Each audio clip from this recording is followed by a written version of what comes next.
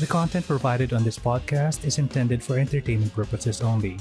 Views and opinions expressed by the guests and or the hosts of Godless Longanisa are solely theirs. While we do not condone misinformation and disinformation, all details provided are taken from sources available to us at the time this episode is created. Godless Longanisa makes no claim to accuracy, completeness, timeliness, suitability, or validity of any information, and will not be liable for any errors, damages, persecution, or butthurt arising from consumption. Proceed with caution. Hello and good day. My name is Dandan, and I just heard. Hi, my name is Jared from Puting Pinoy, and let Neptune strike you dead, Winslow. And my name is Angie. I can't. There's too much going on with these two men. I can't. For the first time, I'm speechless, and this is Godless Longanisa. The meatiest Filipino atheist podcast. If this is your first time here, Godless Longanisa is a podcast about skepticism and critical thinking, humanism, and freedom from religion. This is a safe place where topics commonly perceived as taboo are brought to the table for discussion, served with logic, reason, and facts. And this is our 100th episode! Woo-hoo! Yay! Yay! Tagay! Yeah. All right, so as this is our 100th episode, we brought with us in the show our very special friend. Locos na agad. Yeah. So, ladies and gentlemen, you already heard him and you already know him. We have in Goddess Longanisa Jared Amon Gillett, the creator of Puting Pinoy, Outer Darkness Radio, and Puting Pinoy Plays. Yay! Yay! Salamat. Thank you for having me. Sobrang saya ko na ginanap natin to. All right, for our 100th episode, we thought about having someone share their story. Not specifically their deconversion story, but we have Jared, or most commonly known as Puting Pinoy, join us in this episode to share a story because we've received a lot of requests from our listeners to have someone share their story in this in one of our main episodes. So there you have it, guys. Our 100 special episode. So we're gonna have Jared share his story. So we're gonna stop now and let Jared take. Well, no, I'm kidding. Yeah. So before Puting Pinoy, we are going to talk about how Jared grew up. So Yes. we'll get to that first. So Jared, we know a bit of your story from your YouTube videos. So we have some background that you had a brief missionary work here in the Philippines. So, but prior to that, how did you grow up? Like, what's the family setup? Yeah, so we, my parents were together. My dad was in the Air Force. He was moving around a lot. Sinasabi namin NPA because no permanent address. So palipat ng lipat. And, we were very, very, very Mormon or, Latter-day Saints. We grew up, basically, that was the most important thing. Kahit ako, I was so deep into it that I think I went, and I have a philosophical flair to me ever since I was a little kid, sitting on a toilet eating brownies. Like I was eating brownies while sitting on a toilet. I was like 6 years old. And I don't know why I did this, but I tried to take a scale apart and it clamped down on my finger and I started to bleed. And I was like, what am I doing? And then I was like, what is nothingness? Just a complete weird 6-year-old. I don't know why that was the exact moment, but I was like, what if nothing existed? But anyway, I brought that level of philosophy into my belief system as a Mhm. Mormon, which Mormons, I think, more so than a lot of other Christian churches, have a very deep sort of mythology and doctrine to it. Mhm. That's got a lot of internal logic that makes sense, but then once you kind of pair it with other stuff, anyway, more on that later.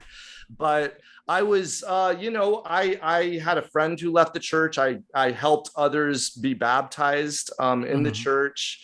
I refused to go to parties because I felt anxious. I felt a lot of social anxiety, shame, self-hate when it Mhm. came to things that are worldly. Mormons, kung Mormon ka, ang mga bawal sa Mormon church is drinking alcohol, drinking coffee, drinking most teas, having sex before or outside of marriage, No. even masturbating. You cannot Yeah. masturbate, which, I mean, I'm not going to pretend anything. I'm Mhm. human. Everyone does. Everyone Mhm. has. At least every guy that I know. And the thing is you grow up being taught these sort of cycles, right? Like you've Mhm. got you've got the atonement of Jesus Christ, and it's just this shame cycle. It keeps you on this loop, and it's very, very, like, if we were talking about the what's the thing where they determine if something is a cult? It's the thought control, mind control, thought control, behavior control. I forget what it's called. Motion control. It has a. It has I an forgot. acronym. Yeah. BAIT. No, not BAIT. It's oh, this is going to bother me. Emotion control, information, BITE, the BITE model. Bite. Yeah. Bite, Yes, Bite bite. model. yes. Yeah. And if you were to look at a bite model on that, I think, yeah, in terms of physical endangerment, it's not nearly as intense, but in terms of behavior control and thought control and Mhm. information, well, maybe not in information control, maybe, level 2 out of 4 or Mhm. 5, but thought control and behavior control without there being any external abuse or pressure, without there being that, it's like top level, Mhm. unless you just are not an human being who is thinking about your actions and your belief systems. Like, if you're thinking as a Mormon, you're going to think that you are like a fucking evil person if you masturbate as a 12-year-old boy. Mhm. Like, that's how you are conditioned to think and feel. So it's a self-policing system. Mhm. It obviously does a lot of good things to where it has a much, I guess, better reputation Mhm. than most high control religions or cults. So it doesn't quite, if you were to tell a Mormon, or if you were to even tell me back then that it was a cult, I would probably say something like, oh, but any group of people that has a belief is a cult. But Mhm. again, we have the bite model. It's Right. it has gradations. So but anyway, as a young man, I really, really, really loved the church. I found that I got a lot of respect from my Mhm. elders. They were like, "Oh, the wise child is about to speak." Whenever I would speak, Oh. so it was like I was reinforced to Mhm. kind of continue to do this deep dive into Mormonism. And I had friends who left the church. One of them I had converted. He went on a mission to Mhm. Idaho, and he came home, and that shook me. That really shook me. It didn't shake my faith. It shook my heart. Like, Mhm. how could this happen? Like, it would have been better that he had died. That's the kind of things that Mormons would be thinking, Mhm. is like, it's better to die believing than it is to leave the church and deny the truth. And Mhm. anyway, when it came to my family, we were decently okay. We really reinforced each other's beliefs. In fact, my parents were a little less intense than we were as kids. Like, we were more intense than our parents in some ways. For instance, there's Mormon sort of, it's not an exact, it's possibly a cultural thing. For me, I say fuck it. Cultural and belief systems go together. But there are many within the Mormon church who would say you cannot watch certain rated PG-13 movies. You cannot watch certain rated R movie. Well, most rated R movies. You cannot drink Coca-Cola because the reason why coffee and tea are banned are because of the caffeine content. However, that's bullshit too. It's bullshit logic because we are big drinkers of hot cocoa during the winter. Oh. So it's like, so it does, and chocolate, it just doesn't make much sense, right? Anyway, my parents, they were quite religious. I can't really talk too in depth about where they're at now as it pertains to that. I would say they are a little bit more closer in terms of towards the dark side, kumbaga, which is awesome. And I don't know if that was because of me or because of my youngest sister getting studying ethnic studies and bringing home a lot of things to them, such as the Mormon Church's history of racism, of racist policies. So there's a lot to unload about my specific church that I grew up in, but I'll say this, minus the no drinking, the no coffee, Mormon culture is very similar to Filipino culture. And culturally, other than the like coming from a first world country, like, which I snapped out of pretty quickly. It wasn't even just a side note, just in case people are getting pissed at this. I cried about it when I first had this experience, and I was actually upset at myself for not being able to be immediately adapted to that way of life, and to the fact that, going to Walmart and getting the groceries processed and stuff. I mean, that's not how most of the world is. And so anyway, just a small little side note there. I want to ask you something about growing up. The elders of your church already saw so much promise in you within the missionary work. But yes, I'm just wondering if prior to getting sent for your missionary work, were you already told, or do you already have the Philippines in mind? That No, actually, I went to a hibachi grill. Alam niyo yan? Yes. Lulutuin nila sa harapan mo. Yeah, and there's the first time I went was my 18th birthday.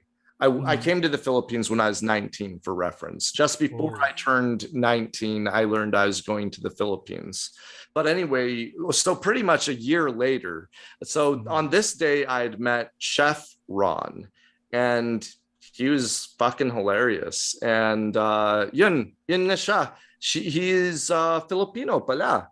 And I know this because I returned to the restaurant specifically because I liked him. And so we would get to talking, and one of the things that came up, by the way, he's from San Fabian, Pangasinan. And by the way, Kung, I haven't talked to him for a while, but we lost touch, but if you happen to be listening, Chef Ron, miss you. Shout out to you. Chef Ron. But I don't know why I'm wearing that down like that. But with the for the podcast listeners, he's wearing a pink headset, and I thought that with a microphone that goes up and down. I thought it was talking through the mic, and I was thinking, wow, that's a really good mic. yeah, right. Yeah, it's anyway. I wasn't being bustos. There. It was the microphone attached to the stick of the microphone. Anyway, where were we? Chef Ron.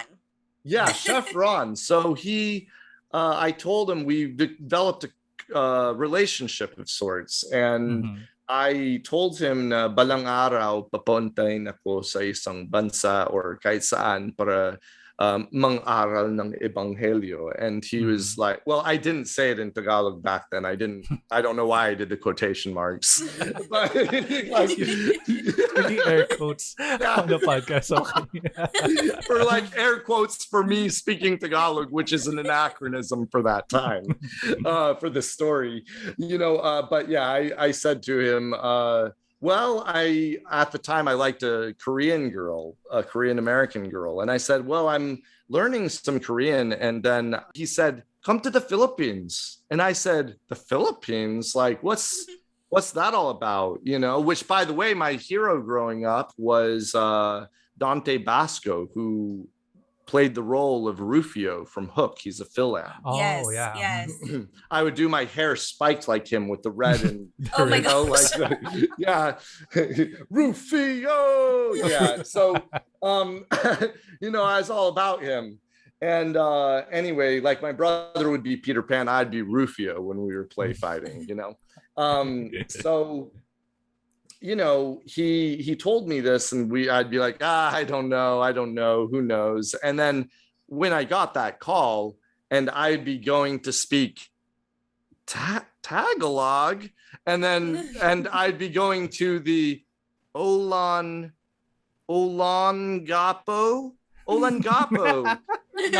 Like, so diba noon wala talaga akong alam, mangmang na mangmang talaga ako, except that there are these weird, interesting coincidences and sort of intersection points that I actually did happen to have had Filipino friends throughout my life, but kind of funny. But anyway, when I get the mission call, I rush back and I tell them about it.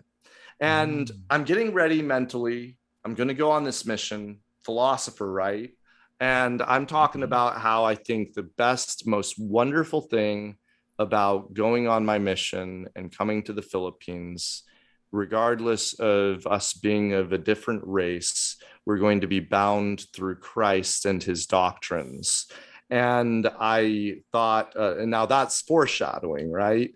I thought 19-year-olds were also philosophers. And yes, you see where this is going.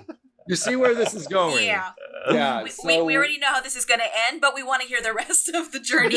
Yeah. So I go on my mission, which, by the way, I got to say, I don't know if this goes back to this goes to the what made you decide to leave religion. So I will leave that for later. But basically, when I did get, part of that is I got to the MTC, the Missionary Training Center, Saprovo, Utah, so US. And by the way, my university, which is BYU, prestigious university, it is on, it shares space. It shares geographical space. It's like on the edge of BYU campus, just so you're aware of the interesting interconnect. I go there and I'm paired with this American companion who's just a sarcastic asshole. And, I'd hold a door open for people, and then, more and more people would walk. And, I get it, eventually let go of the door, but the asshole pushes me through the door and says, we got to go, and I'm like, what? That's not Christ-like, like in my Mormon mind. And then, I had just this experience of being in a dorm, basically, with hundreds of other 19-year-old guys from all around the world. And a lot of things are being done that is what I would think unbecoming of missionaries. Topics being discussed that weren't becoming of missionaries. We had this missionary handbook. It's a rule book which tells you what you can and cannot do on the mission. A lot of people didn't really give a shit about the white handbook, like they did to an extent. But for me, I was one of those people who is all in. Like, if this is the fucking Lord's church, I didn't say that back then in my mind either. If this is the fucking Jesus church, like of all the Jesus churches there are, then you should be dedicated to the truth. You should be dedicated to like being as genuine as you can and strive as much as you can. By the way, I have sort of guess, and so does Gail, that I probably have a level of religious scrupulosity that I grew up with, to where I maybe was a little more intense than others, but just for, to be fair. But anyway, so we're going through the mission. I get to the Philippines, I go to the Palenque, I cry. I've got my companion from California. And then after that, it was all pretty much just Filipino companions. And companionships, you cannot be out of each other's sights except for the bathroom. So you have to be with each other at all times. Or if you're like in a private mission with the mission who was, well, I shouldn't have said his actual name because I might have some stuff to say about that. Yeah. Let's just say that I felt that I was treated unfairly in some ways. And anyway, but it was in the name of what the spirit is dictating. You know what I mean? So anyway, I did have an issue on my mission. There was like maybe once every 1 to 3 months, this is very personal and I'm okay with sharing this, is I would masturbate. Now, if you do that as a missionary, that's grounds for possibly getting sent home. So I heard you have to tell your mission president how many times you've already masturbated. And well, not already throughout your life. Like when you go on the mission, during the mission, you're considered clean slate. But yes, anytime that you would masturbate, and especially for a person with moral scrupulosity, I was like, wait, like I told him eventually, it had been months. He was new to the mission. He was a month and a half after I arrived in the Philippines, and he loved me. He loved me a lot, but then I had told him these things. And if or any one of my missionary companions is listening to this, by the way, please reach out to me and tell me if my account of things is not accurate. But this was just my experience, was after I had talked about the masturbation, and after I had talked about, when I left my first area, which was Bataan, Kapkaban Mariveles, Bataan. And the way that I ended up gaining sanity and feeling like I could stand up was because the person who washed our clothes, my Nanay Flores, she became the most important person to me in the world at a time that I actually was probably quite depressed and anxious growing up in the church, as I had done, having all the self-hate and the deep shame. But I left that area after 5.5 months of being there. Transfers are in 6-week cycles. So you could be as short as 6 weeks, or you could be as long as whatever 6-week intervals, unless there's emergency transfer, which I experienced a couple times. But, and that usually would happen if the companions were involved in something that could bring potential legal trouble to the church, such as sexual things and, or I guess church doctrinal trouble, and when I say I was involved in some of the emergency transfers, I'm not talking about myself. I'm talking about companions that I had had. And this is important to the story. I'm talking about companions that I had had that either were dating a girl, trying to hook up with a girl, doing just shady shit. And one of the companions that was transferred to me was because his companion had actually done the deed with the girl.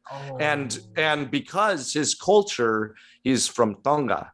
And in Tongan culture, if you get sent home from your mission, it's a dishonor worthy of suicide. No. Yeah. So the mission president absolutely positively had to send home the one who had done the deed. And he is also Tongan, but he is from New Zealand or Australia. So it wasn't as big of a, thing, I guess. But anyway, So I didn't know that you get mixed with other missionaries from other country. yes, I thought yes. you just get okay. I had I don't know the exact number. I'm not going to spend the time to think about all the exact people that were in my life. A lot of them were really not good situations, but I had 2 white American companions. One of them was my trainer. He was great. He tried to get me to loosen up. And then the other one had the stupidest fucking last name. And he's from Kentucky. Sorry, I shouldn't be sharing this. What the fuck? This is not being mindful of their identities. I might bleep that. Bleep out the names. Yes, bleep out the names. But they'll get it. They'll get the laughter of his last name. But as far as he was one of the guys who actually was trying to meet a girl. I discovered a cell phone, which you're not supposed to have. And the cell phone was the girl's, and he was trying to say, babe. And then the girl said angel. And it was so fucking cringy. Like, babe, angel. Like, it's like, oy, punta ka dito. Tapos, maligo tayo ng may damit. Huh? Maligo tayo ng may damit? Ano ka ba? Like, baliw ka ba? Like, you're so fucking snaky. I know that's not going to be like, there will be a no damit affair, like. So I can just imagine 19-year-old guy. Oh god. Yeah. That's worse than any other. Can you imagine, like, for the girl, she'd have to be really stupid, like a different level of stupid to go like, oh, okay, I'm gonna go there, ligo tayo ng may damit. Yeah, I'll just go home wet. Like, I'm not gonna get naked to change. Yeah, seriously? You're gonna be like, basa ang damit ko. Sige, tanggalin ko na. It's like, yeah, we fucking already know the script, dude. Like, actually, that would fly in gay culture. And you think gay- so? Excuse me? You don't know so gays. you've got invitations to maligo ng may damit. I think that would be a good strategy for gay people. Like, maligo tayo ng may damit. Sige, I'm giving you ideas now. No. I call bullshit. No. Wait. I would. I'll give a caveat to this. I don't know, and you can tell me if this isn't my place if this isn't accurate.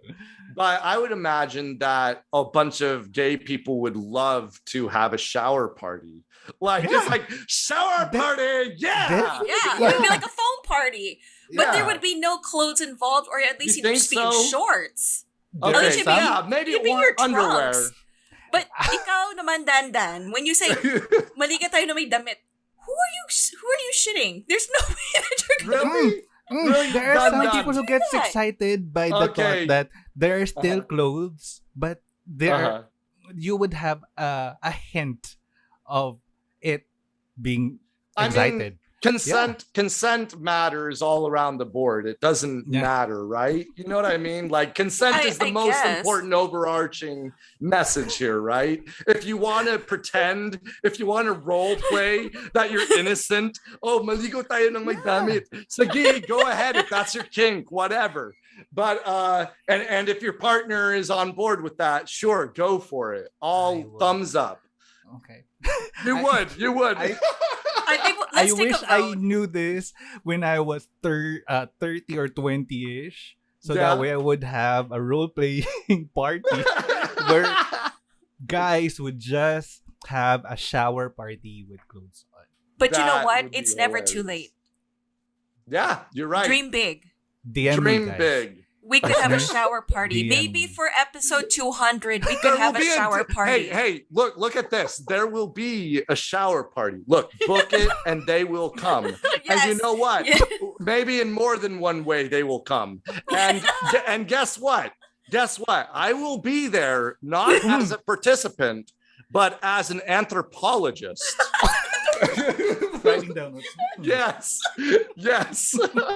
For the sake of science, let's try it. Or a porn director. Who knows? Oh my I'm goodness. ready for That last any. part is a joke. That last part is a joke. Okay. Well, I'm open to. Okay. So Okay. Let's just not let that be a public thing then. Just learn. Naging Sunday service bigla. Oh yeah. Back to it, right? Okay.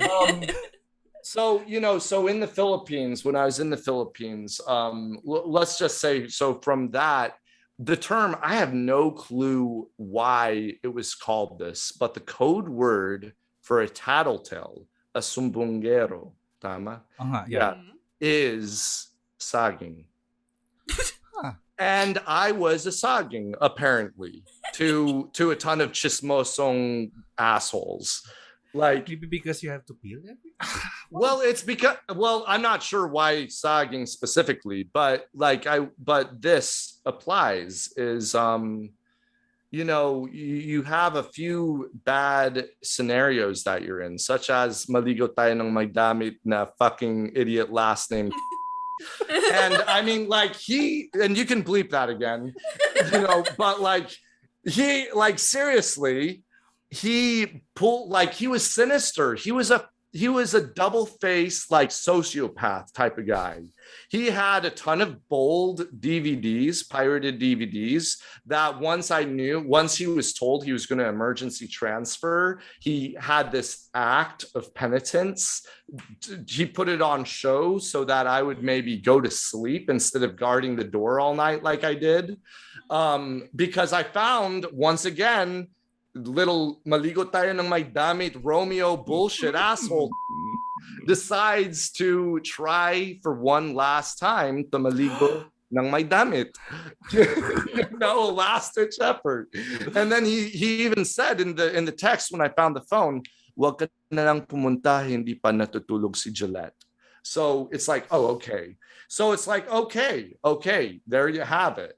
But from that, so many missionaries through the grapevine and the chismoso-ness and all of that had determined that I was a saging, and that it wasn't. I know why. Kasi You do? nadulas ka?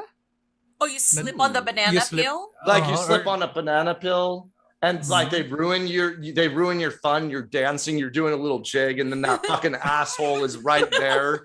He's like, you asshole, you threw off my groove of being a very disobedient missionary and not giving a shit about this and just taking doing my 2-year stint so that way I can get married, because missionary work, I think they've become more psychology aware. And mental health aware, but for the longest time it had been that they said any able-bodied man, but I don't think that originally included it. Otherwise, I don't think I would have been sent on a mission. I don't think I'd be sitting here talking with you guys right now and speaking in Tagalog, So I do have to clap my hands to the church for sending me to the Philippines, because this has been and on a therapeutic level too, because and this again is something for the last part of it, and I don't think this has to do so much with being an American, but the cultures are just so similar. And when I was coming back to the Philippines, I was actually nervous about being a lone atheist or being a lone even agnostic atheist, or because something I had noticed is I had been chatting with people, maybe 1 out of 100 would be like, oh yeah, I'm agnostic, but then they'd end up being agnostic theists, and I was like, fucking commit right now, Choose a side. Choose. No, actually, I can relate with that, because I was more towards the spectrum of agnostic deist not necessarily agnostic. Well, I was for a 2 or 3 year period, and then I was agnostic atheist, but I was agnostic deist before I determined to leave it all behind. you know. But so it's been a therapeutic experience being in the Philippines and finding that there are other atheists and that there are human secularists, even if they're not, you know, even secular humanists, even if they're not necessarily, what's the word? Atheists. Right. You know, they're not fully committing, you know, but joke lang, you know. But the point there being that I think it's a wonderful feeling of solidarity and therapy to be able to know what it's like to grow up surrounded by religious dogma and to see the effects of that in almost every single way. And you know, and it's insane because you don't see it while you're in it, or maybe you do because there's just too much BS and contradictions, you know. There's a surprising lack of I call it a surprising lack of cognitive dissonance, you know. That people just go through life unexamined and they do things which directly contradicts their belief systems, which I'll admit I even did by the simple act of masturbating. Like you would think, no, that's just abusive, and it is, but I was two-faced in the fact that, well, and no, I always confessed, but I had a compulsive need to confess, a psychologically compulsive need to confess. And so I lived my life in constant analyzation of choices. And so I knew when things were not matching. And that's part of the reason I hated myself so much as a teenager. You know, and I think, I don't know, I think they plan it that way in a way, you know, because that's just more encouragement to love bomb, to be loved bombed, and whatever else, right? Whatever else the tactics are. And for people who may not be, or I guess everyone here is pretty much a fucking atheist, yeah, or agnostic at least, or yes. Okay. Yeah, okay. So why am I apologizing and trying to? I'm sorry. I have to be such a fucking politician on Puting Pinoy, to be honest. You know, I have to. I can't say things directly. And by the way, if you snitch about me not being as family friendly, we'll have some issues. But no, just tell them it's because we made you say that. yeah, there you go. We forced him. It was you just say pakikisama po lang yun. You know, we made Jared say that for clickbait. For clickbait. Yes, perfect. I love it. We have a perfect fire escape plan. I love it. You know, though, well, I want to ask, since you were already in the topic of you in the leaving your religion or leaving your church. Yeah. I know in the culture of the LDS church that if you wanted to leave, you have to announce. Is it that? I'm not sure if you this have is to right. send You have a to letter. announce. Oh, and then are they fucking difficult to get rid of? Yes. No, did they make an announcement to shun you or no longer have to talk to you? Oh, I don't know about it. Yes, there are announcements. I saw it once. I witnessed it firsthand once, but that could be the whatever the singular form of the Mandela effect is, you know, where I could be misremembering this, but but I'm pretty sure I heard it announced when people were disfellowshipped or excommunicated. And it's not like they tell you to not talk to them or and, you know, you're supposed to give them love and support to getting back to the church. Now, in my case, I am on the church records as to my knowledge. I haven't, my philosophy for that, and I've thought about it a couple of times of just getting on and on Facebook and being I resign from the Church of Jesus Christ of Latter-day Saints. This is your public notice. And then somebody wants to say, well, we still have your records. Okay, then let's remove them. Then I'll do it. Or I'll say, you know, do what you think is best. Like, if you think it's best for me to not be on the records, go right ahead. But I'm telling you, I'm speaking my mind about it because it's something that has deeply impacted my existence as well as countless millions of others' existences to be manipulated by a religious culture. And yeah, so it wasn't an easy thing, for sure, leaving. But one of the big things too, if we're talking about why I decided to leave during the mission, one of the things was a couple things. One of the things though was pamahiin, frickin' pamahiin. It was like people would talk about like, and it's one thing if they're not LDS, but they're LDS, they are Mormons. You should, like, some of this stuff contradicts the actual doctrine, like, so like, but I remember being in a house, for instance, with like 4 other missionaries or 5 other missionaries, sorry. And a light got turned on in the middle of the night. And the next morning, oh, my muto.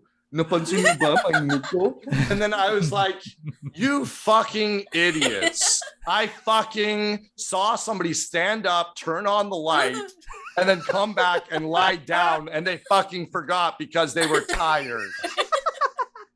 Dude, pamahiin.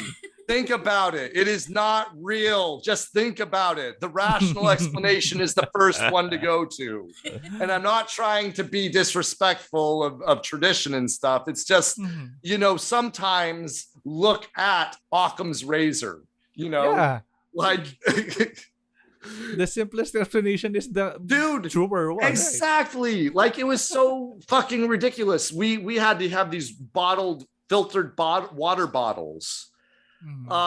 And if you like these anecdotes, by the way, I'll keep them coming a bit. But if you want me to be more on the exact topic of religion, that's fine too. But I'll at least finish this one up. And you can just give our code word. Our code word will be sogging. If you say then that's our safe word, Dandan, okay? Angie. Just if I'm sharing too many stories, just say, those soggings. Yeah, exactly. Then I'll be like, oh, fuck, I'm telling too many anecdotes. Like, you know what I'm saying? So I'm like, okay. So one of the stories is we have filtered water bottles, and we're not allowed to drink anything other than water. That was, his regimen, his choice, and so we decided, God's choice through him, quote unquote. But anyway, so sorry. Oh, you're not listening. Like, oh, by the way, he's here. Oh, fuck. We have a surprise guest. This is actually a great opportunity. I have wanted to actually talk to you about this stuff, if I'm being real. Like, no, but anyhow, I'm just too polite to, But anyhow, like, or maybe I want to spare him the like accountability of having to analyze his life and choices and belief system. Anyway, because this is a fucking scary thing. It's scary to leave a religion, and that's one of the things that's so fucking upsetting with non-members, with Christians. When you leave the church, they're like, oh, this antichrist, and it's like, no, it lasted years to leave this fucking cult. Like, don't disrespect that. I thought everything you once thought, and I realized it was bullshit. So don't treat me as if I haven't gone through a lot and I haven't thought this through. So anyway, filtered water bottles. So we at this juncture point, I was in San Antonio, Zambales at this point with my final companion, Tolentino. He was, by the way, one of the best companions that I had. He was an angel. He was a great guy. He was killing me basically, in the mission. I was leaving and he was the one who was my companion. So he was killing me. So anyway, I was being told a story by a church member about these missionaries who didn't use, back in the day, they had tablets, water tablets to clean the water or whatever. And so he said he didn't do it. And the Filipino companion said to him, Elder, bakit mo ininom ng walang water pellet? Sabi niya, it's not me, I promise. This isn't the story about me. He said, sabi niya, Elder, ayaw kong mambastos sa kanila. Nag-aalay sila ng tubig, inumin natin. Okay, so he drank it, the other one didn't, but he swears that this is the true account of what happened once they left the house teaching these people. The one missionary was walking very stiffly, very stern, like a psychopath. And biglang bumilis ang takbo niya, hanggang tumatakbo siya, hanggang biglang nakalutang siya, hanggang may na-sprout dito ng mga palakpak or pakpak dito sa kanyang leeg. And nagpakpak yung mga lumilipad na siya. And sabi niya, and humabol yung isang kasama. Elder! And then, diba, Elder, are you okay? Tapos sabi niya, and I bullshit you not, lumingon daw yung companion, and he looked up, and his companion had red eyes, and he had veins, and he was going, bakit?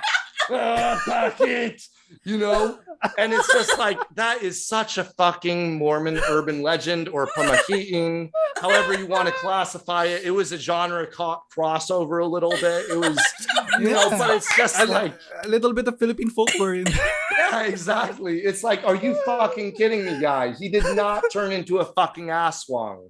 Like, Tsaka mali pa yung reference. Bakit sa leg lumabas yung pakpak? Di ba dapat sabi ko doon? Yeah, dapat. Pero, hey, have you actually seen an aswang?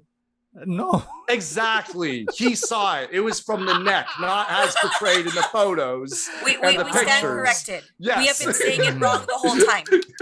We've been wrong all these generations. Yeah. Guys, update nyo yung update natin yung folklore natin. Mali tayo, guys. Dapat sa leeg. Nagmumula yung mga pakpak.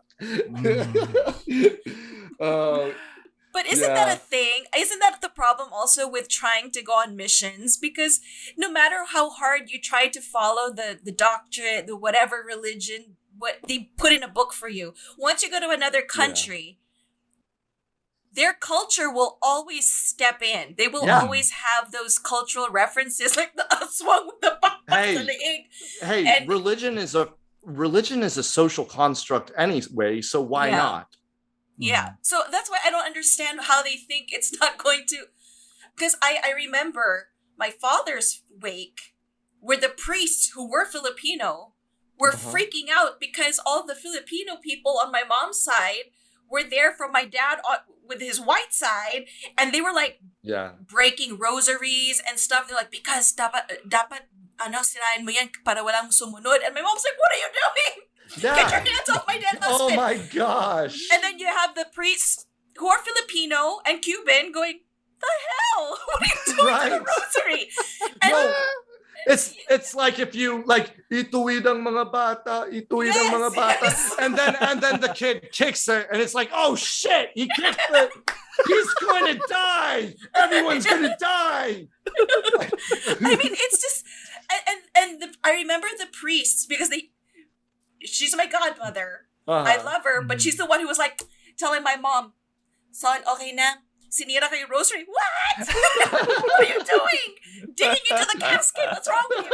So when the priests started giving their because every night was a mass. Right. They were like, why are you doing this? Your faith should be stronger than any superstition. I'm like, right. Anybody listening to this? Anybody? Oh my gulay. That was, exactly. And I Exactly. wish that, and then that's why you go to, we're in a very religious country, but my Yeah. goodness, you will lose. Sorry, church, you're going to lose every time. Yeah, to the culture. To the culture. Yeah. Yeah, the Yeah, culture is foremost. Well, and Yeah. what's fucking sad about that, and I think we all know, is that fucking Catholicism is the fucking oppression. That's the Yes. fucking from the beginning. That's why fucking Lapu-Lapu is a bayani. Because Yes. he Yay. fucking hated Catholicism, christenings, baptisms, conversions. Although, okay, I'll take it back. If he had sent me a text in the middle of the night saying maligo tayo ng makadami, I would say yes. To Lapu-Lapu. I'd say yes to Okay, lapu-lapu. good stuff. Those Yeah. abs. Yeah, What a exactly. big sword you have, Fisherman abs. lapu-lapu. No. And then you add to that, hey, want to go fucking kill some Spanish missionaries conquistadors. together? And then you'd be like, and it's like, fuck yeah, baby, that's getting me hard just thinking about it. Like, Well, that's your territory, Dandan. That's Cebu. Yeah. So you can actually... Oh my God. Buti na lang talaga hindi ko sinasabi. Kung saan talaga ako nakatara. Otherwise, ahuntingin talaga ako. oh no. Please be safe. Please be safe. Please be careful in Mactan. Just kidding. It didn't happen in Mactan. It didn't happen. He reenacts it. The Yeah. shower party is along the beach. Right where Yeah. it happens. But then pinagutan ng ulo doon sa Mactan, di ba? Tayo'y Pilipino, kahit anong kulay ng bala, isa sa puso, mapatagalog, Bisaya o Ilocano, walang baksik sa atin, baksik ng dugo. Yeah, di ba? Yeah, He said that. Good job. Thank I know. you. He need. You see, I didn't even make an effort because once I heard that, I was like, "Oh, dude, come on." I have a video about that. That's actually one of my favorite videos. I critiqued a critique of that song because I'll agree. I'm sorry, this is a very brief tangent from religion, but I will agree that but it's very Filipino related.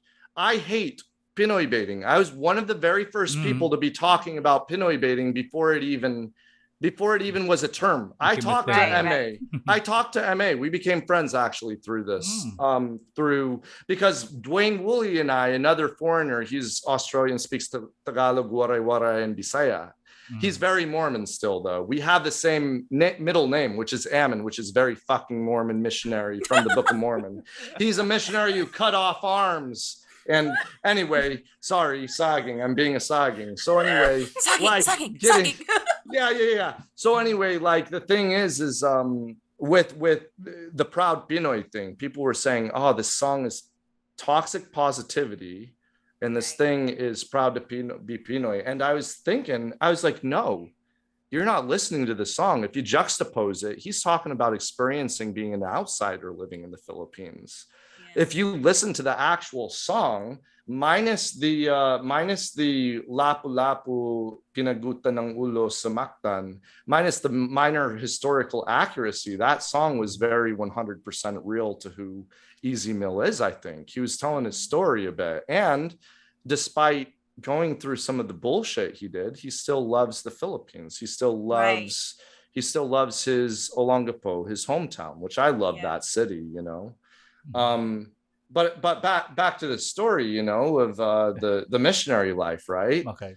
One of the worst things that happened to me was somebody accused me of, it's a fucking, you'll be disoriented with this. I had a companion who had a really, really bad colonial mentality, like just severe case of colonial mentality. And one of the negative aspects of colonial mentality is a person with colonial mentality would think because I'm white, I think I'm better than them. Right. So he had that, and he would interpret anything we were talking about. And I promise there was nothing belittling ever that I ever said. I might have said one or two things unintentionally in the earlier part of my mission. I don't know, but I learned and so I know for a fact I wasn't saying anything, but I would see bumulong-bulong yung isang missionary, and he would tell the sister missionary, which first off, why are you being so physically friendly and close to a missionary? Anyway, he was whispering. And I was just like, okay, I guess BFFs like their secrets, you know? So, okay, whatever, you know? And then one day we're doing a weekly district meeting. So there's like 12 of us missionaries, and there's a couple sister missionaries too. And the sister missionaries are giving a presentation on how P-Day, which is the one day you have to prepare or play as a missionary, they were saying that we were all living it in a way that is unbecoming of missionaries. You're supposed to spend it, apparently, reading the scriptures, exercising, doing laundry, doing your grocery shopping, nothing related to fun. And so anyway, when they were saying all of this stuff, I leaned over to my companion who was white, and that this might play into it. And I say, wow, I almost cussed. I did not cuss at the time. I said, wow, we really suck. And he laughed. We both laughed because according to their presentation standards, we do fucking suck. We want to do like fun things, you know? But anyway, it was a joke, right? And one of the, I'm not going to name drop. Well, if I do, please, any name dropping I do, please, if it's negative in any way, please beep it. Anyway, so from Bulacan chimes in, bigla, like sumabog, umiinit ang ulo, like sobra. Elder Gillette, tigil mo na! Oh my God! Damn! Pasensya, alam ko na isa akong Pilipina. Alam ko na siguro mahina ako. Alam ko na siguro hindi ako kasing puti, or I don't think she said that, but you know, siguro hindi ako yung kasing tulad ng isang puti dahil may colonial mentality siya, like, you know, and I'm just like, what? Why galing to? Or hinihintay mo siya magsabi, and scene. Yeah, right? Exactly. I was so confused. I was like, what the fuck is going on? My Mormon mind was like, what is happening? You know? Heavenly Father, please help me to understand.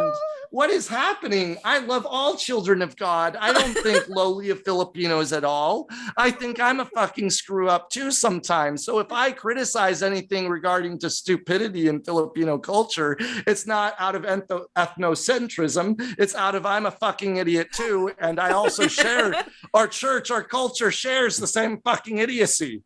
Like, but it also shares the same fucking, you know, like positivity, God, Heavenly Father, thank you in the name of Jesus Christ, amen. You know, like, so I was confused, you know, like, I was really confused.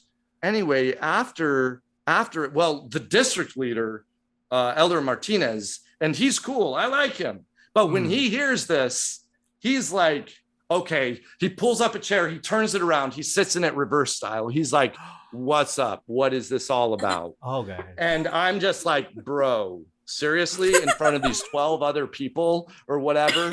I was like, okay, fine, I guess we're doing this. So I was just like, hindi ko naiintindihan, wala akong masamang iniisip kahit kanino. Like, kahit kanino. Hindi ko alam kung anong mga chismis na sinabi pantungkol sa akin. I didn't say that because I was a fucking emotional and like immature person at the time, or not as mature, but I was just like, I really didn't know. I had no clue, you know? And anyway, after that, here's the worst part. After that, the sister missionary, who is white, there was only 2 white sister missionaries that I remember. There's like 10 white men missionaries. Anyway, Sister Cook, she corners me, and along with another Filipina and the other 2 Filipinas. The one was off crying because I had somehow made her cry. I had somehow traumatized her. And of course, I'm not going to make light of that. That's a fucking real issue. And I encourage anybody who has that, those sort of mental health issues, please, like, seek professional counseling. Mhm. And know that white people fucking suck. So don't even don't even think to yourself, I want to be white or whatever. Or, well, you know what I mean?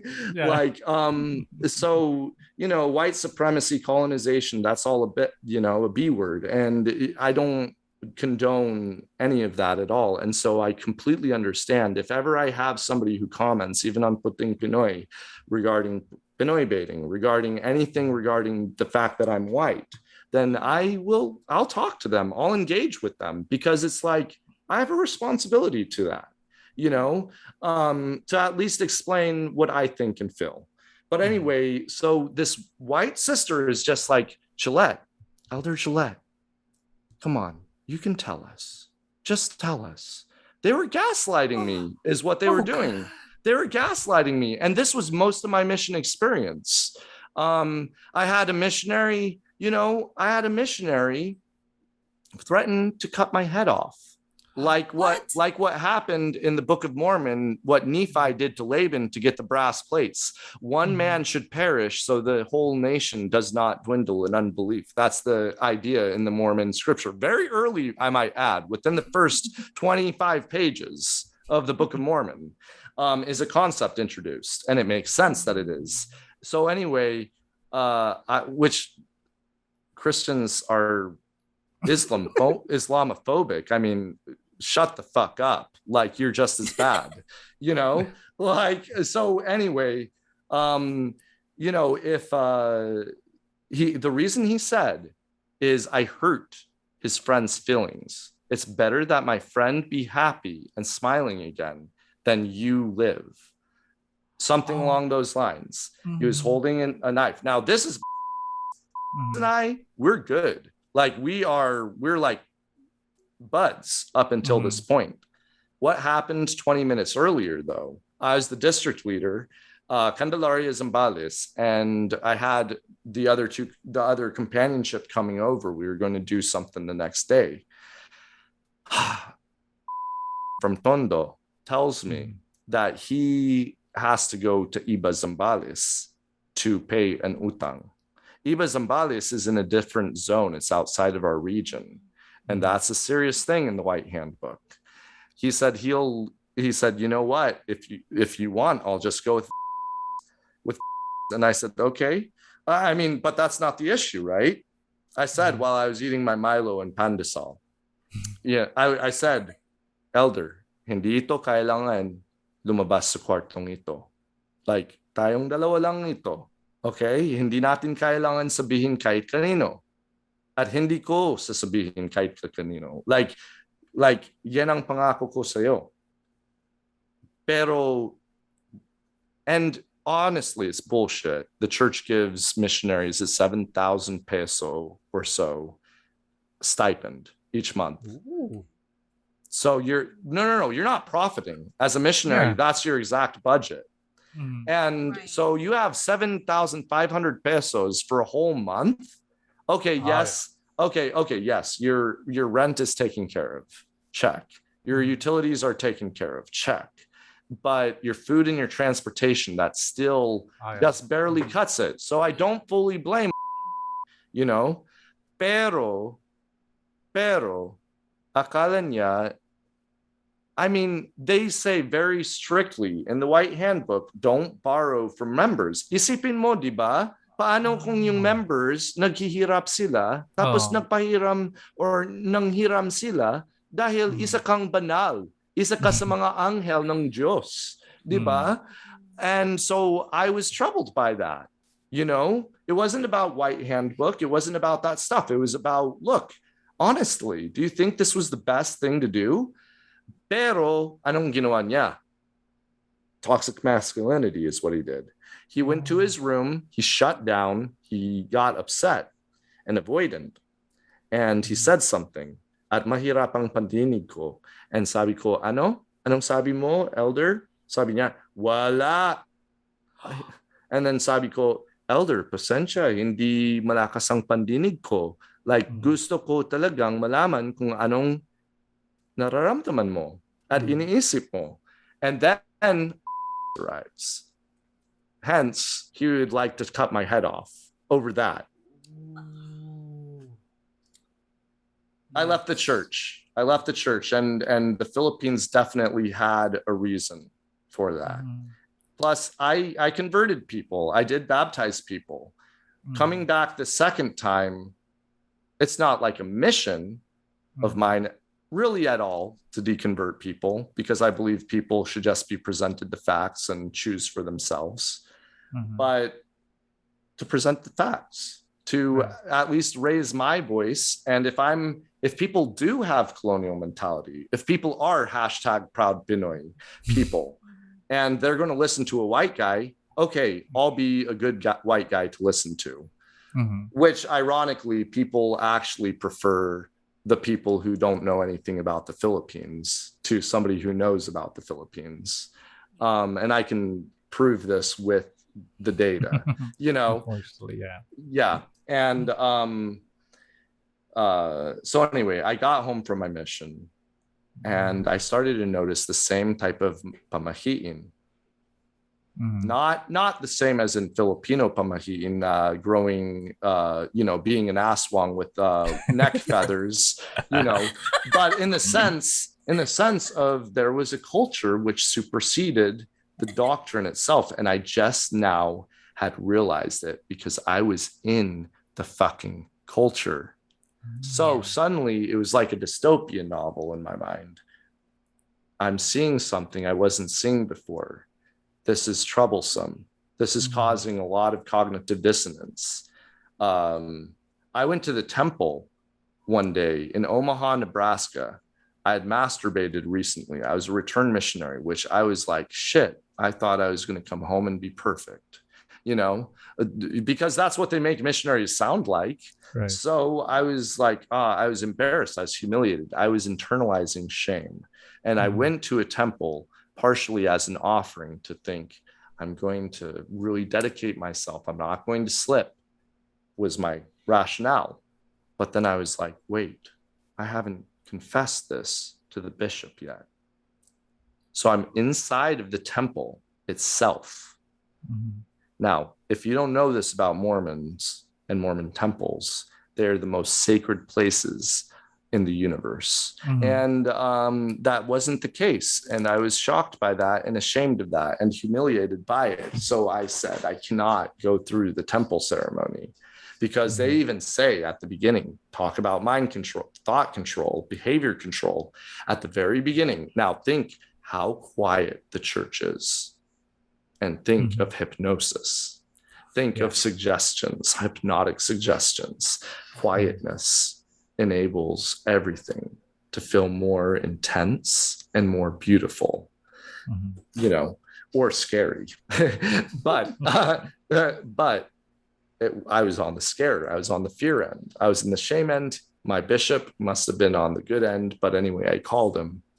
I said, hey, bishop, I masturbated recently. I looked at his, I don't know if I'd looked at actual like hubadna porn, but I'd looked at least a swimsuit, something, and and I masturbated. And then I waited for my bishop. Thought control 101. Not him. He's just doing what the church has taught him. He says, you are drawing a line in the sand. When you're playing with fire, you're going to get burned. Shamed, feared me.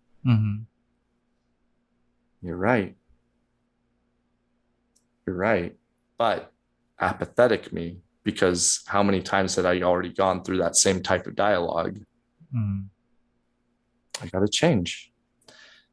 He says, go through the ceremony, but you got to be really careful. And I went through the ceremony and I felt the worst I'd ever felt going through that ceremony. And I had previously had such positive, except for the first time where I thought that the ceremony was fucking weird. Mhm. But I was like, if this is done as it is according to the truth, then, then okay, cool, whatever. I'm good with it. But I went through and it felt terrible.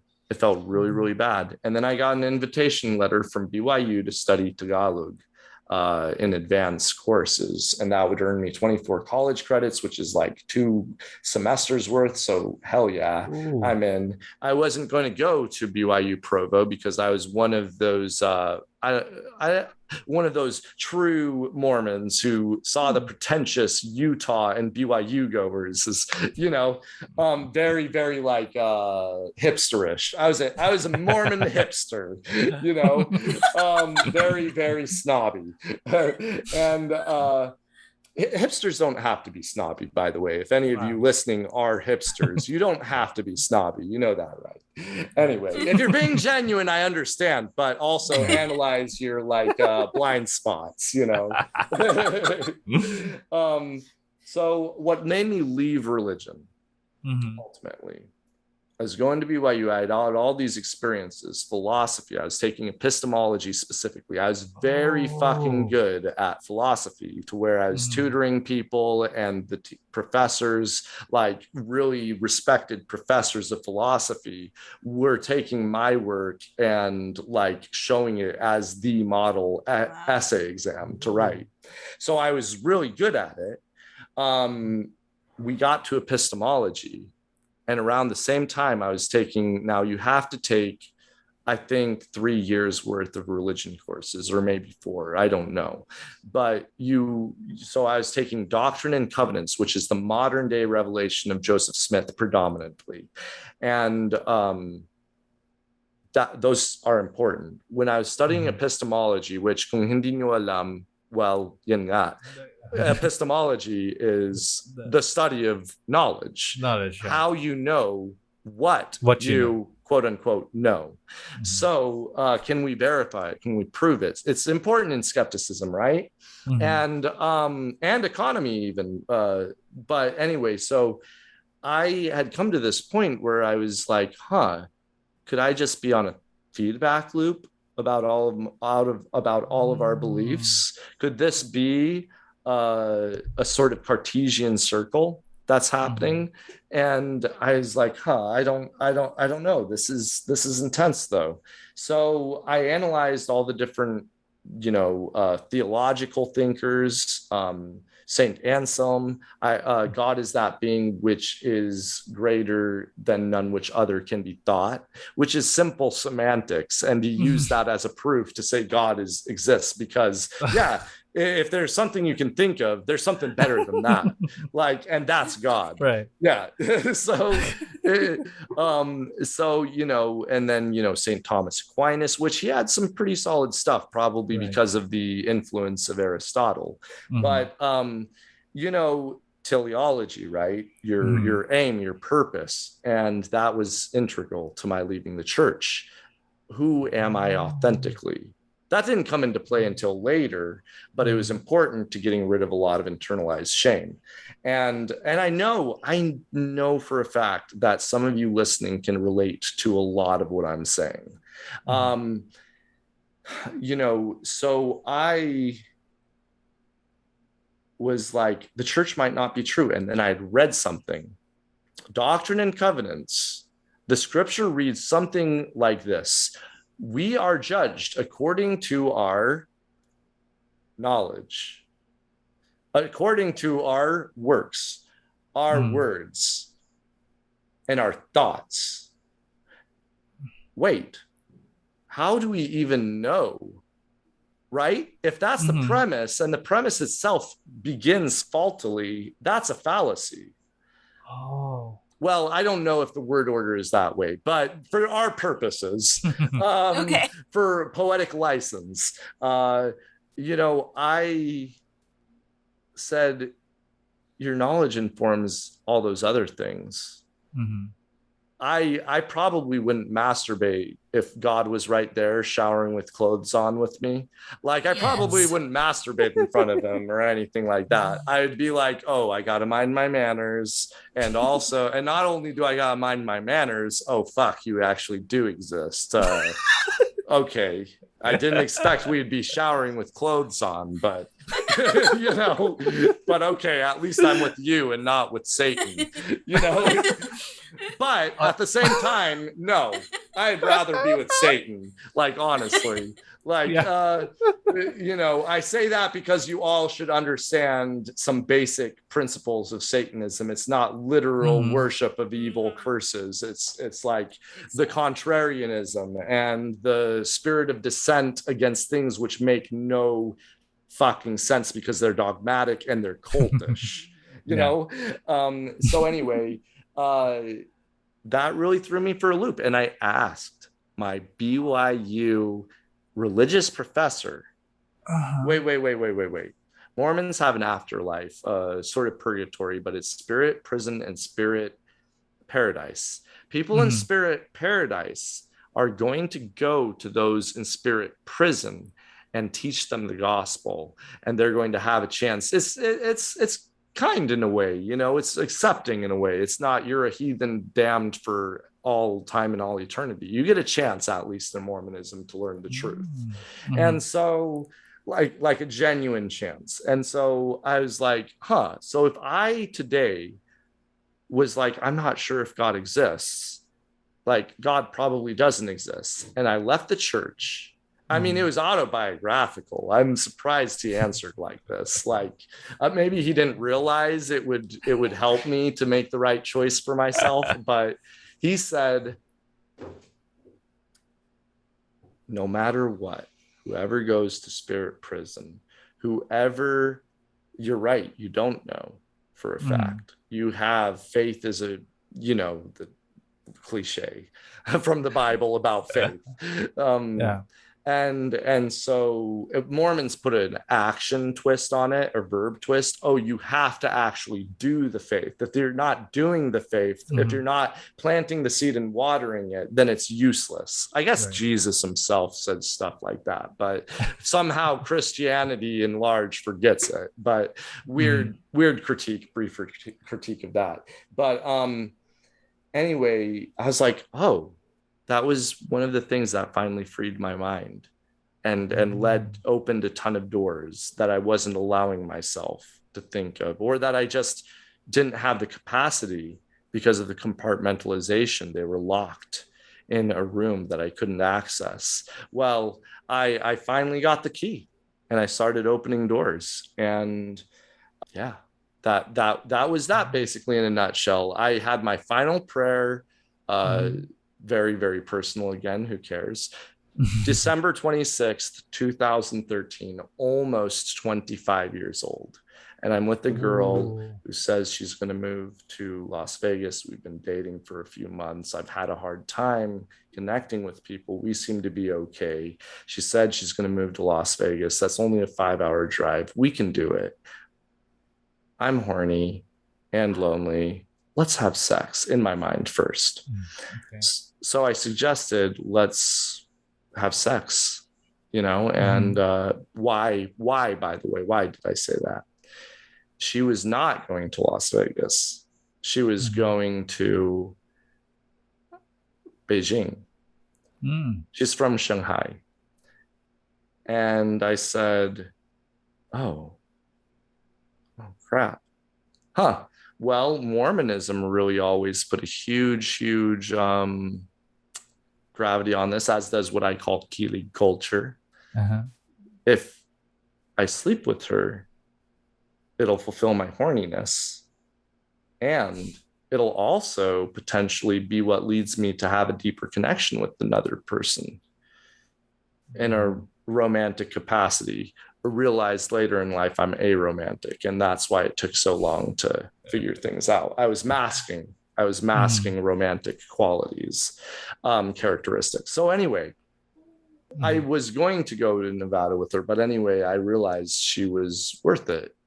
I said I needed to change my laundry to her. we had decided that this is happening. And I was like, cool, this is happening. I need to change my laundry. Why did I need to change my laundry? There was a mother-in-law apartment below us, and that's where the washer and dryer were. I took the time to gather myself a little bit. And one of the things was, Heavenly Father, this was my final prayer. It was something like this. Heavenly Father, I really, really don't know if you exist. And I really, really don't know if this is evil. But if this would lead me to end up going and being with Satan, I'm sorry, I choose Satan this time. And I choose doing the wrong thing this time. And I did. And it opened a lot of doors. It also touched a ton of terribly sore pressure points that led to a lot of much needed breakthroughs, but breakdowns often happen before the breakthroughs when it comes to growing up very religious and kind of leaving all that behind. That's when and why I left. I couldn't prove that it was true. I just couldn't. And the people I felt closest to anyway were not religious, surprisingly not experiencing cognitive dissonance type of people. They were all pretty critical thinkers and reasoners too. And so we all kind of seemed to reinforce each other to some degree, to where it was like, cool. I think that I would have, except that they are fucking introverts, those fucking assholes. Like, you know, like you don't have a support system to a degree. At that time, they went through their thing. I went through my thing. We discovered now we're a great support system to each other. And that's how it is sometimes, you know? Right. And I say this because it's so relevant. You don't know the things which might trigger you. There's an expression in English that says add injury to insult. Gail and I were discussing this the other day, actually, because we were just analyzing some things. Your injury was from when you were a kid. It was from when you were younger. The insult comes because you assume that somebody intends to trigger you. You think they're making fun of your pain. But also, it's just an insult. It's not the actual injury. So you can overcome the insult. You can have a conversation. So it's about growing up. It's about confronting the childhood trauma. It's about confronting the wounded inner child, right?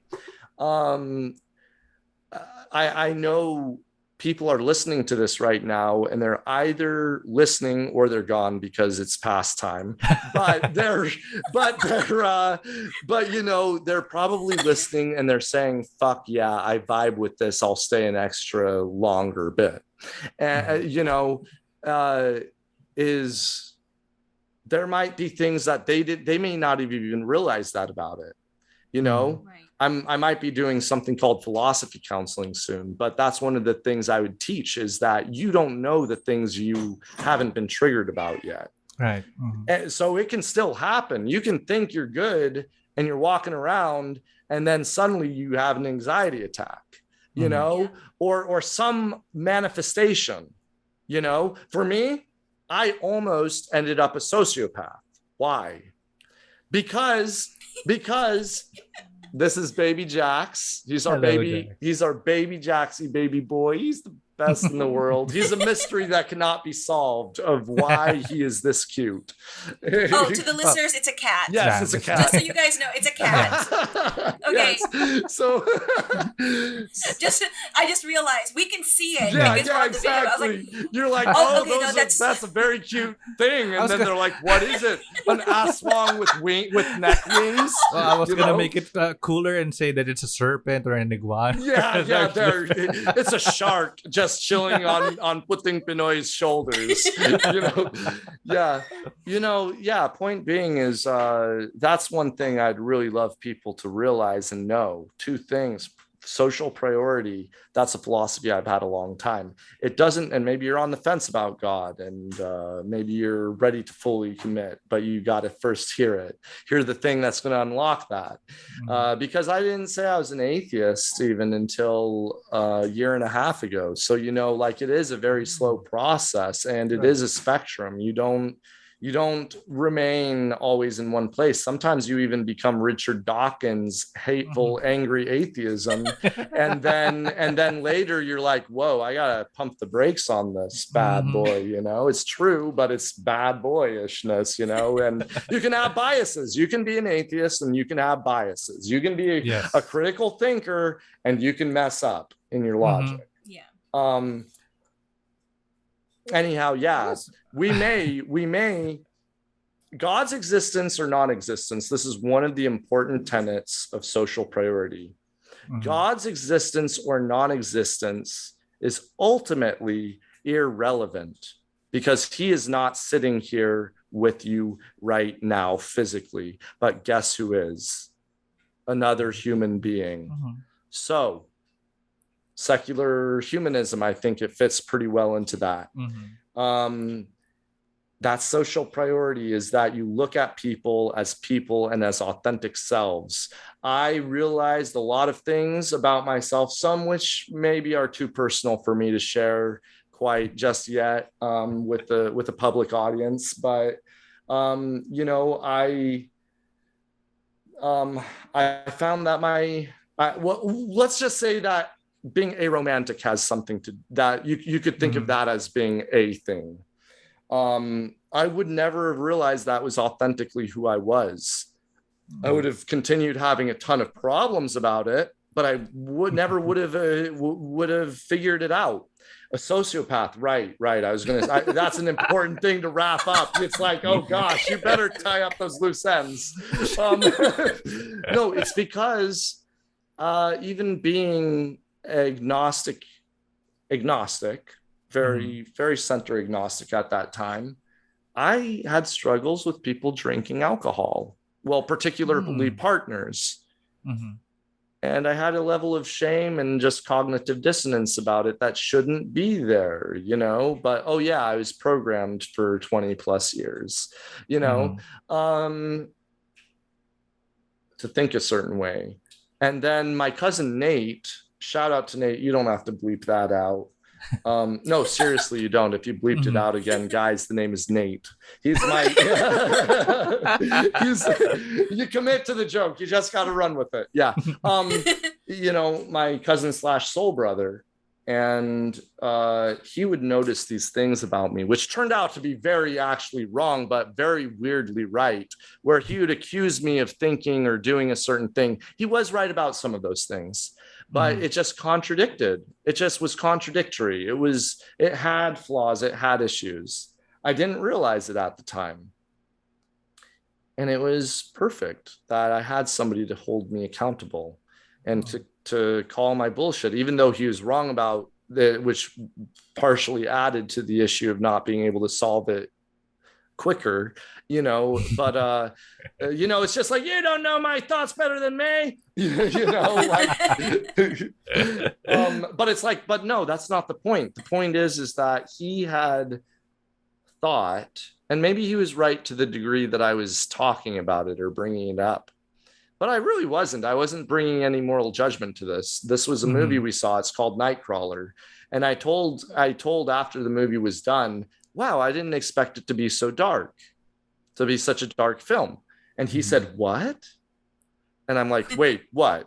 And he's like, what? I was like, what? That's what I mean. That's from the Lighthouse. That's from the Lighthouse. So anyway, so I said, Gail is doing this, like, wrap it up. Like, so anyway, so I just say, you know, this is, this actually has some truth to it, is that he was thinking, look, there's nothing shameful in liking something which is dark, something which is like not Mormon. It's okay loving it. But be honest with yourself about it and other people. And he was wrong about that specific instance, but he was right. I was like that in other instances. And I really addressed that very, very hard. Is I would be radically honest with everyone. Obviously, I'd have some things that I keep personal, but I would, well, unless it was an endangering situation, public service announcement, like if you don't feel comfortable or safe in a space about coming out about whether it's leaving religion or being part of the LGBTQ plus community, then, you know, don't feel like you're somehow not joining the cause properly. Like it's okay if you're in a dangerous situation that you don't feel safe. That's important to have a good social support group and to physically be in that social support group without fear of your life or fear of anything else. Anyway, those are the two biggest things I learned. Social priority, God does not necessarily exist. It doesn't even matter at all. And because it doesn't matter at all, it's okay wherever you are on the agnostic spectrum. And it's okay if, you know, and then the other thing is, yes, be authentic to yourself. Like, this life is too short. And that's one of the things I'm going to be completely open about this one. I have so many frustrations with my channel, Puting Pinoy, because I can't always share all of my exact thoughts. The Philippines is not ready. It would be fine siguro kung ako ay si Atheist Joy, isang katutubong Pinoy. But as a foreigner, I'll get immediately, you're a foreigner. Sasabihin ka na ano, ba't mo pinipilit yung culture na yan sa amin? Yeah. Hindi kami ganyan. Yeah. Akala namin mahal mo ang kultura. Bakit ganito negativity? No, but that's the thing they don't understand. I was telling Dandan this before. The one thing that people need to understand is foreigners. I mean, I've been told like, bakit ka nandito? Because it's still in my DNA. I'm half. So what are you gonna do with me? What are you gonna do?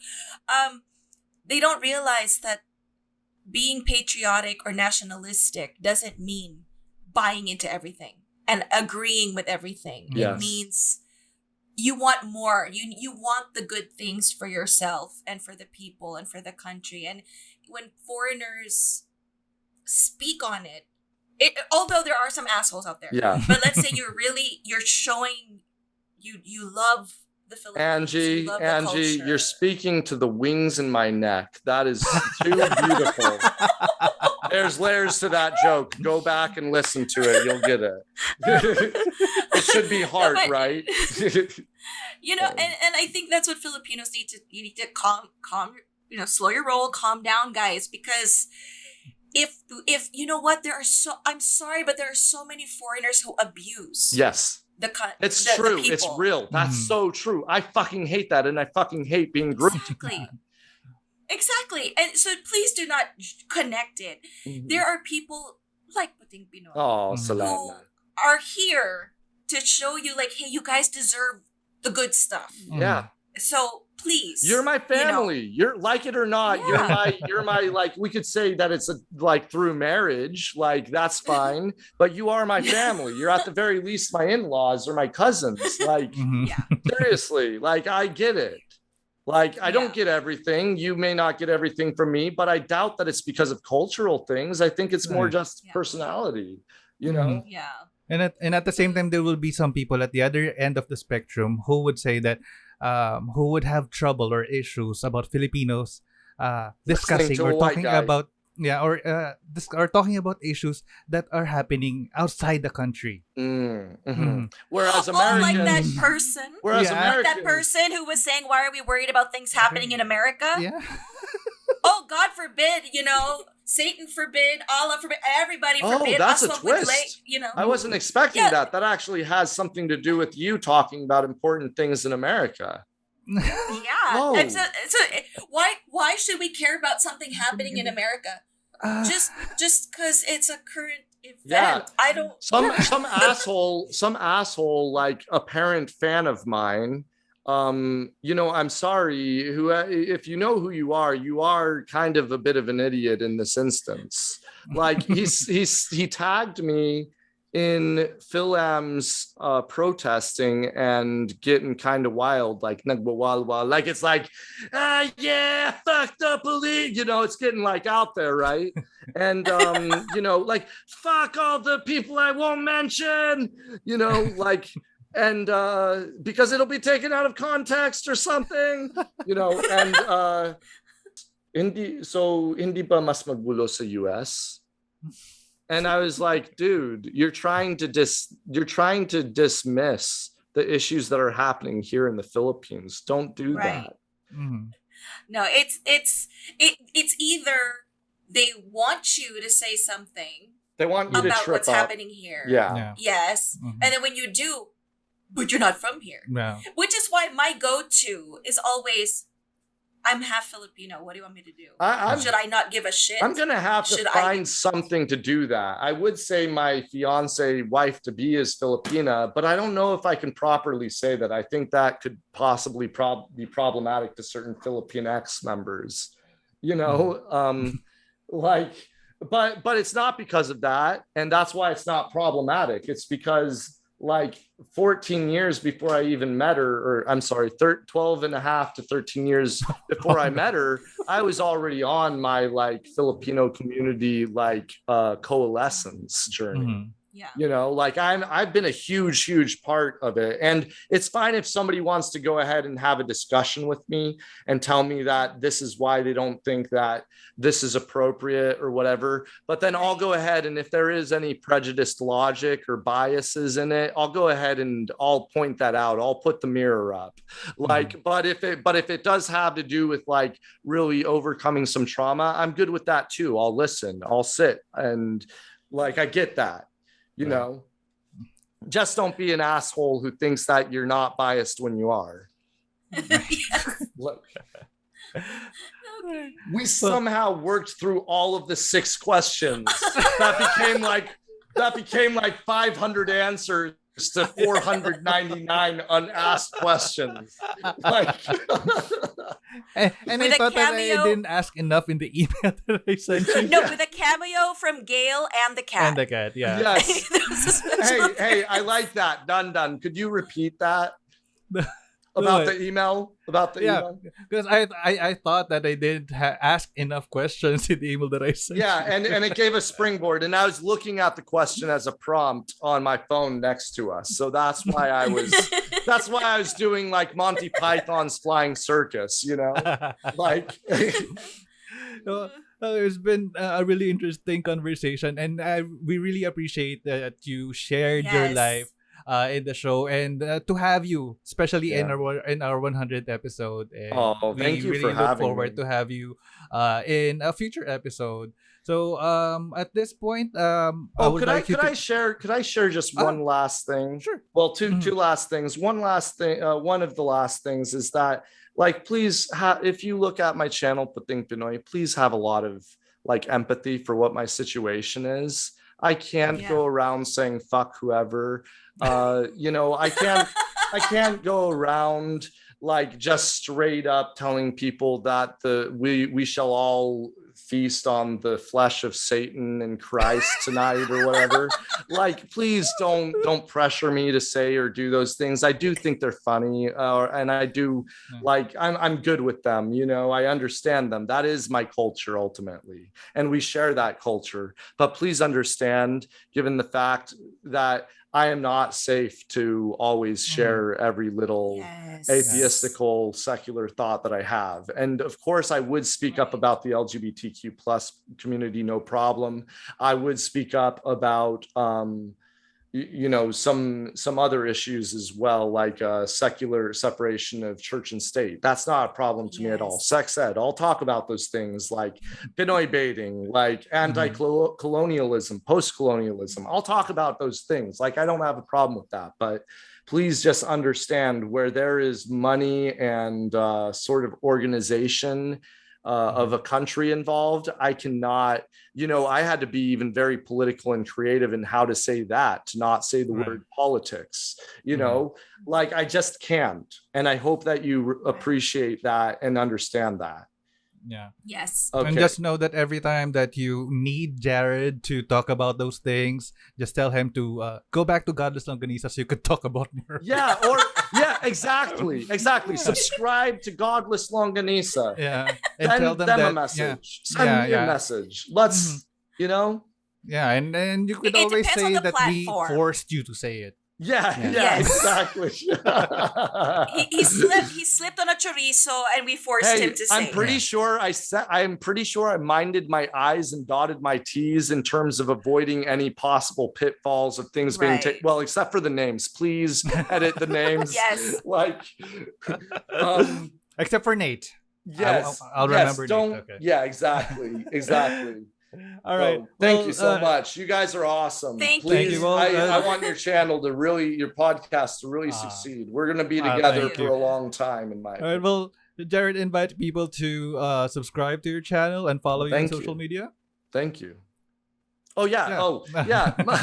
Bali, ang tawag ko sa community ko ay kakampi. So, kung gusto niyo maging isang kakampi, bakit tumitingin ako sa microphone? It's the light. There's a light on my microphone, and I'm just kind of like, yeah, this is the audience. Well, in a way, it kind of is. The mic stand in for the audience. That's why. Okay, so yeah. By the way, kung gusto niyo maging isang kakampi, please puntahan niyo ang Puting Pinoy at sampalin ang like at ang kampana sa mga video at please panoorin ng kabuuan. The algorithm is fucking hard and I'm a white person that actually needs to be heard in this country. Share the videos. And then the other thing is, no, this is a real thing. I'm an atheist, right? When I speak up and I'm not getting the proper level of support, I can't continue to make atheist posts. Right. If 60,000 of you emerge, I will go ahead and change the branding of Puting Pinoy completely. But until that point, I can't. Right. You know? But so anyway, all of that being said, like if you like more and get more engaged and say things, whether it's perfect private messages or whatever, that you're atheist or secularist or whatever, then okay, I'll feel more safe and secure in starting to go that direction with my channel. You heard it exclusively and first here on Godless Longganisa. Yeah. You know, so please continue listening to these podcasts. This was so fun. Well, thank you, Jared, and thank you for being in the show. And now, by the way, I do have a religious channel an atheist channel called Outer Darkness Radio. And I would love to have you guys on that, and let's let's reverse it. I want to hear about what it's like growing up Filipino and then becoming an atheist later in life. Like I'd love for that to be a channel title. You know, expect it to be a dramatic episode. Okay. Especially if it involves me. Okay. Yeah, it's him. He's the drama. I fucking am sad for you, but also fucking appreciate you for that. You are a brave person. Yes. All right then. Well, thank you very much, Jared, for being in the show, and for our listeners, do let us know what you guys think about the episode, and hit us up in social media. We are on Instagram and Twitter, Goddess Chorizo. On Facebook, Goddess Longganisa. And if you want to send your reaction about this episode or any other previous episode that we've had, and probably send your letters to Jared and Gail, you can send it through us to via email goddesslongganisa@gmail.com. And if you happen to be the aswang with the pakpak coming from the leg and you want to remain anonymous, we will keep your identity safe. You can hit us up on Curious Cat, Goddess Chorizo. Fuck you. I can imagine fucking bleed. Yeah. Good. I'm glad you got it. I'm glad you made the note, the verbal note. Right. It's been a really, really good 100th episode, and we really Happy look 100! Happy 100th, and many more to come. 100 more of. Oh God. I'm just imagining and then accounting everything in my head of how many more editing nights that I have to spend. Okay, you're fuck. overthinking. Stop. Okay, Dandan, I fucking apologize now. No. I'm an editor. I know. I'm so sorry. No, I'm thinking about the 100 more episodes that I have to edit. He's too much advanced thinking. Stop it. Yeah. I can't Handle even it one think day about- at a time. Oh. I relate to you. I understand. All Okay. Well, I hope you guys enjoyed the episode, and we look forward to more episodes with you. This is again your host, Tito Dandan. This is Tita Angie. Oh yeah, and Puting Pinoy. Jared from Puting Pinoy. God bless everyone. Godless.